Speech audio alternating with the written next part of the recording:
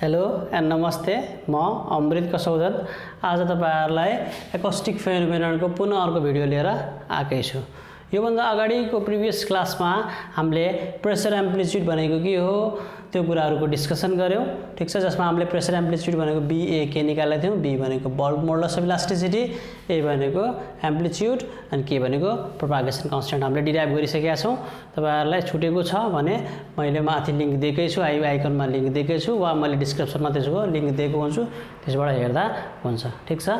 आज हामीले डिस्कसन गर्ने टपिक हो इन्टेन्सिटी अफ साउन्ड वेभ, ठीक छ। अब यहाँबाट सुरु गरौं।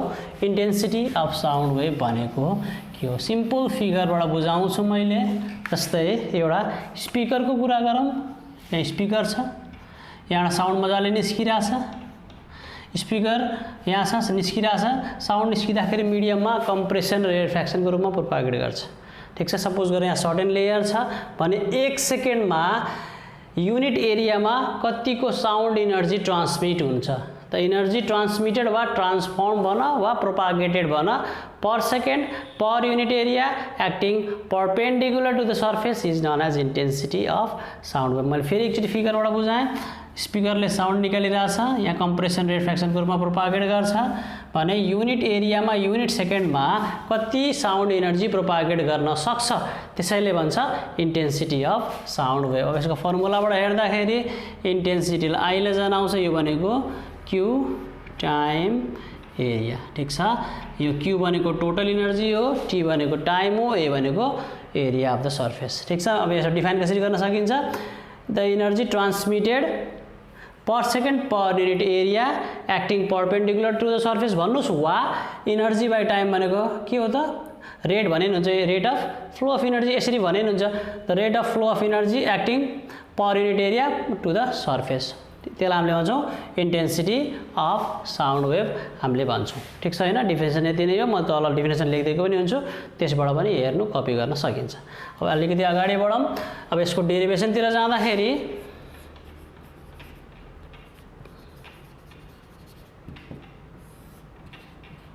ल साउन्ड वेभ प्रोपागेट भइरहेछ, मलिक्युल्सहरू कम्प्रेसन रिफ्र्याक्सनको रूपमा अगाडि गइरहेछ, त्यहाँ लेयर अफ द एयर पनि को कुराहरू आउँछ, ठीक छ। अब यसमा जुन हामीले एनर्जी भनेका छौं त्यो दुई किसिमको टोटल एनर्जी दुईटा हुन्छ, काइनेटिक एनर्जी र पोटेन्शियल एनर्जी। कुनै एउटा एनर्जीलाई लिएर हामीले गर्दा गर्ने सजिलो हुन्छ, ठीक छ।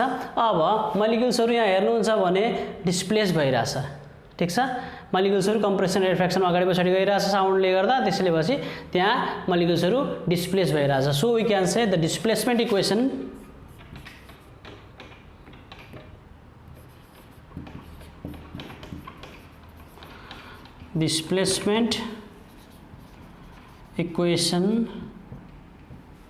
y is equal to a sin omega t, question number 1, ठीक छ।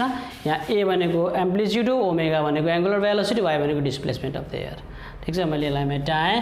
अब यसलाई मैले अझ आइडियाबाट सजिलो तरिकाले कसरी गर्न सकिन्छ? एनर्जी हो, टाइम हो, एरिया। टाइम र एरिया हामीले सजिलो गर्न सक्छौं। एनर्जी भनेको दुईटा एनर्जी कुन मैले साइडमा अलि बुझ्ने गरी हेरौँ त। काइनेटिक एनर्जी र पोटेन्शियल एनर्जी, ठीक छ। टोटल एनर्जी भनेको यही नै त हो नि, ठीक छ। काइनेटिक एनर्जी र पोटेन्शियल एनर्जी। अब हामीलाई थाहा छ यसको जुन ओसिलेसन छ, भाइब्रेसन त छ, त्यो SHM मा छ। त्यसकारणले गर्दा एउटा एनर्जी बढ्दै गयो भने अर्को एनर्जी के हुन्छ त? घट्छ, ठीक छ। कहाँबाट आयो त यो कुरा? कन्जर्भेसन अफ एनर्जीबाट। त्यसैले गर्दा सिम्पल कुरा, यसलाई बढाउँदा हामीले म्याक्सिमम गर्यो भने यो घट्दा कति हुन्छ त? यो 0 भइदिन्छ। त्यसैले गर्दा हामीले के गर्न सक्छौं त? काइनेटिक एनर्जी म्याक्सिमम भनेको टोटल एनर्जी भने पनि हुन्छ, पोटेन्शियल एनर्जी म्याक्सिमम भनेर टोटल एनर्जी भने पनि हुन्छ। त्यो कुरा हामीले यहाँ चाहिन्छ। अर्को कुरा काइनेटिक एनर्जीको लागि के चाहिन्छ त? हामीलाई हाफ mv²। सिम्पल कुरा है। मास m भनेको mass of the layer of the air, र v भनेको भेलोसिटी अफ मलिक्युल्स भनेर हुन्छ। भेलोसिटीको लागि हामीले डिस्प्लेसमेन्ट यहाँ रेडी नै छ, त्यसकारणले गर्दा यसबाट हामीले भेलोसिटी निकाल्न सकिहाल्छौँ। निकाल्नु त भेलोसिटी के हुन्छ त?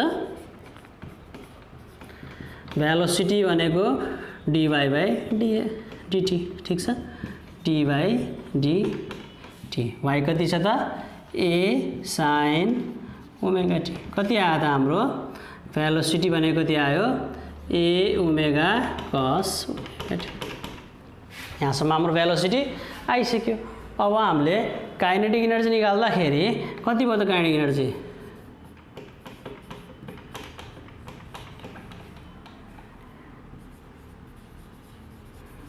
इनर्जी अफ द लेयर कति हुन्छ त काइनेटिक इनर्जी भनेको हाफ mv²। ठीक छ हैन। अब हामीले यसको भ्यालु गरेर यहाँ राख्दियौ सजिलो हुन्छ। यसलाई मैले मेटाएँ। कति भयो त हाम्रो काइनेटिक इनर्जी कति हुने भयो त काइनेटिक इनर्जी भनेको हाफ mv² एनर्जी v हामीले यहाँ लेखेकै छौं कति आउँछ a² ओमेगा² cos² ओमेगा t। ठीक छ। यो हाम्रो काइनेटिक इनर्जी आइसक्यो। This is the expression for the kinetic energy. मैले अघि पनि भनिसकेको छु एयरको मोलिकुल्सहरु जुन प्रोपागेसन भइरहेछ त्यो एसएसएम मा छ। एसएसएम मा छ त्यसैले गर्दा यसलाई हामीले यहाँ चाहिने भनेको टोटल एनर्जी।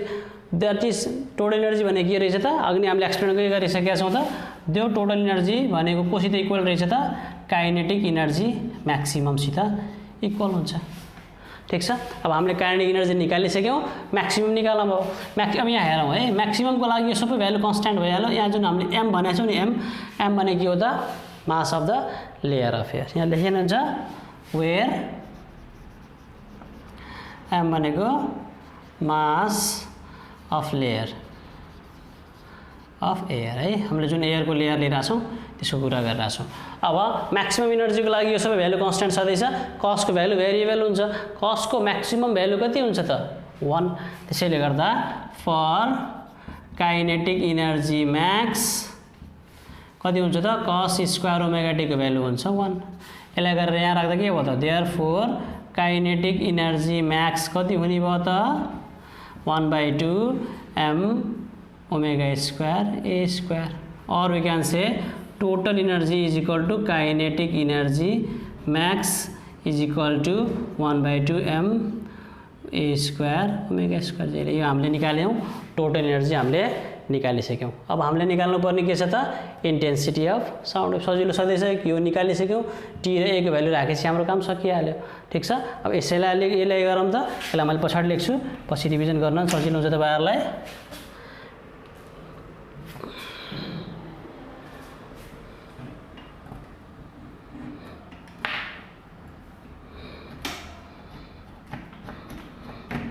ल ठीक छ। अब हामीले टोटल हामीले इन्टेन्सिटी कति निकालेका छौं त इन्टेन्सिटी भनेको टोटल एनर्जी टाइम एरिया। अब यहाँ हेर ठीक छ। अनि हामीले q को भ्यालु यहाँ गरेर राख्दियौ। So intensity of sound wave q को भ्यालु राखौं त कति भयो त i q को भ्यालु कति निकालेको थियौ 1/2 m omega a² by time area. Confusion नहुने है। यो a भनेको एरिया हो यो a भनेको एम्प्लिट्युड हो। अब यसलाई सिम्प्लिफाई गर्दा 1/2 तल आइहाल्यो। अब यहाँ m भनेको के हो त मास। मास एकदम ख्याल गर्नु है। मास भनेको के हो त हाम्रो भोल्युम इन्टु यसरी गरे नि हुन्छ। m भनेको मास भनेको भोल्युम इन्टु डेन्सिटी। यहाँ राखौं त कति भयो त 1/2 volume density a² omega time area. ठीक छ। अब हाम्रो भोल्युम भनेको एरिया को फर्ममा लेख्दियौ त भोल्युम भने के हुन्छ त एरिया इन्टु लेन्थ। जुन लेन्थ अफ द एयर लिइरा छौ त्यही है। कति भयो 1/2 area length density a² omega time area. हेर्नु एरिया काट्यो लेन्थ बाइ टाइम छ यहाँ 1/2 length by time density a² omega. अब यहाँ हेर लेन्थ बाइ टाइम भने के रहेछ त हाम्रो भेलोसिटी। यहाँ राख्दियौ यो v भनेको भेलोसिटी छदैछ। कति भयो त हाम्रो 1/2 र v a² ओमेगा²। यही हाम्रो इन्टेन्सिटी अफ साउन्ड वेभ को expression. This is the expression for intensity of sound wave. यसैलाई हामीले मोडिफाई पनि गर्न सक्छौं। यो इन्टेन्सिटी अफ साउन्ड वेभलाई हामीले अलिकति मोडिफाई गर्दियौं त। मोडिफाई भनेको बिकज जाँचको बेलामा तिम्रो यही फर्ममा दिएको हुन सक्छ वा यसलाई अलिकति मोडिफाई गर्न सक्छ। कहिलेकाहीँ क्वेशन्सहरुमा a भनेको यहाँ हामीले एम्प्लिट्युड भनेको छौ भने क्वेशनमा कहिलेकाहीँ r भनेको एम्प्लिट्युड दिएको हुन्छ। त्यसलाई हामीले r मान्दिन त भने केही फरक पर्दैन। यसलाई अलिकति मोडिफाई गरौँ त। ओमेगा को लागि फ्रिक्वेन्सी फर्ममा लेखेन हुन्छ। कति भयो त i = हामीलाई थाहा छ ओमेगा भनेको 2πf हो नि त हैन। त्यहाँ राख्दियौ कति भयो 1/2 र v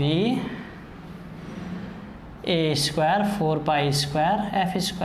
स्क्वायरिङ गर्दा कति आयो त 2 पाई स्क्वायर र v a square f square. यो पनि हाम्रो इन्टेन्सिटी अफ साउन्ड वेभ हो। यो पनि मोडिफाई मात्र गरेको है, जाँचको बेलामा कुन फर्ममा दिएको हुन्छ त्यो फर्ममा लेख्दै हुन्छ। ठिक छ, र v केही छ कन्फ्युजन यसमा?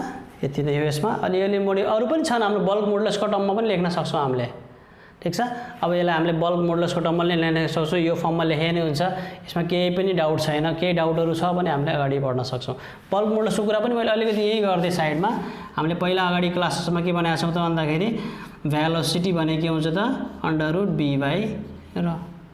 ठिक छ, यसलाई हामीले b भनेको कति भयो त हेरौँ, v square equal to b/r, b भनेको कति भयो त र v स्क्वायर। यसलाई हामीले यसरी यो फर्ममा मोडिफाई गरेर यताउता गर्न सक्छौँ। ठिक छ, यसलाई हामीले मोडिफाई गरेर हामीले एन्सर चाहिँ जति जे फर्ममा निकाल्दा नि हुन्छ। केही डाउट छ भने सोध्न सक्छौँ। ठिक छ, अब अर्को कुरा यो जहाँ प्राय गरी लङ क्वेसनमा यहाँसम्म सोध्छ, this is the expression for intensity of sound wave, कहिले यो फर्ममा कहिले यो फर्ममा। अर्को न्युमेरिकलमा यसको इन्भर्स स्क्वायर ल चाहिन्छ। त नोटको लागि मैले अलिकति भनिदिन्छु, यहाँ नोटको लागि बुझ्नलाई मात्र है, जाँचको लागि भन्दा नि न्युमेरिकल्सको लागि। अब यहाँ हेर्दाखेरि कहिलेकाहीँ क्वेसनले के भनिदिन्छ, so that intensity of sound wave is directly proportional to the square of the amplitude भन्यो भने, अब यहाँ हेर्दा तपाईँको यो सबै क्वान्टिटी कन्स्ट्यान्ट छ, यो सबै क्वान्टिटी कन्स्ट्यान्ट छ भनेपछि के लेख्न सक्छौँ त, I directly proportional to a square, यो लेखे हुन्छ। All the quantities are constant so this भनेर भन्न पाउँछौँ। अर्को पनि छ, अब यसमा हामीले जस्तै अब यसै यहाँसम्म ठिक छ होइन भने यसलाई अति अझ अगाडि गरौँ। इन्टेन्सिटी भनेको हामीले के गरेका छौँ, क्यु टाइम एरिया। ठिक छ, यो क्यु भनेको q/t भनेको के हुन्छ त पावर बाई एरिया, एकदम ख्याल गर है। अब हामीले स्पिकरलाई इक्जाम्पल दिएर गरौँ, एरियाको फर्मुला स्फियर मान्छौँ भने के हुन्छ त 4πr² मानिदिउँ, स्फियर मानेर गर, p भनेको पावर। अब हामीले एउटा स्पिकर मान्छौँ भने स्पिकरको पावर फिक्स हुन्छ, 4π कन्स्ट्यान्ट हुन्छ। इन्टेन्सिटीसित के देखिएको छ त, इन्टेन्सिटीसित के देखिएको छ त, यो देखिएको छ। यसलाई भन्छ intensity is inversely proportional to square of the distance of the speaker. यो भन्न खोजेको कुरा के हो, स्पिकर यहाँनिर छ, मान्छे यहाँनिर उभिरहेछ, साउन्ड सुनिरहेछ, यदि बिचको डिस्टेन्स r छ, डिस्टेन्स जति बढ्दै गयो, जति डिस्टेन्स बढ्दै गयो त्यति नै इन्टेन्सिटी घट्दै जान्छ। सिम्पल इक्जाम्पल थाहा नै छ, स्पिकर नजिक छ भने हामीले चर्को सुन्छौँ, स्पिकर टाढा छ भने हामीले एकदमै मधुरो सुन्छौँ।